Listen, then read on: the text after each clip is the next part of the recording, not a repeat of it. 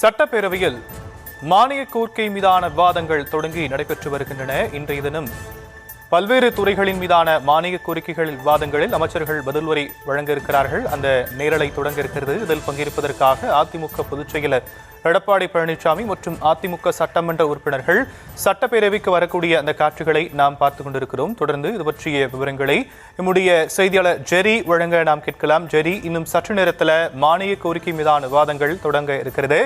இன்றைய தினம் என்னென்ன துறைகள் மீதான மானிய கோரிக்கைகளில் விவாதங்கள் நடைபெற இருக்கு? வணக்கம்.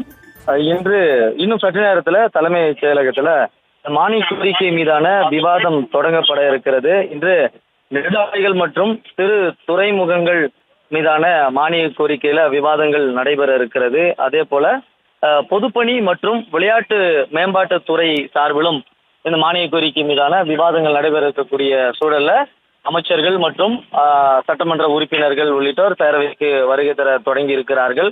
குறிப்பாக இளைஞர் நலன் மற்றும் விளையாட்டு மேம்பாட்டுத்துறை மானிய கோரிக்கை 49 கீழே வருவாய் கணக்குல 697.36 கோடி மூலதனம் கணக்குல கடன் ஆகியவற்றை மேற்காட்டாத தொகைகளை வழங்க பெறுதல் வேண்டும் என இந்த மானிய கோரிக்கையில விவாதம் நடைபெற இருக்கிறது. அதே போல நெடுஞ்சாலைகள் மற்றும் சிறு துறைமுகங்களை பொறுத்த வரைக்கும் தொகைகள் வழங்க பெறுதல் தொடர்பாகவும், அதாவது இந்த நிதியாண்டுல எவ்வளவு நிதி ஒதுக்கப்பட்டிருக்கிறது தொடர்பாகவும் இந்த விவாதங்கள் தொடங்கப்பட இருக்கிறது.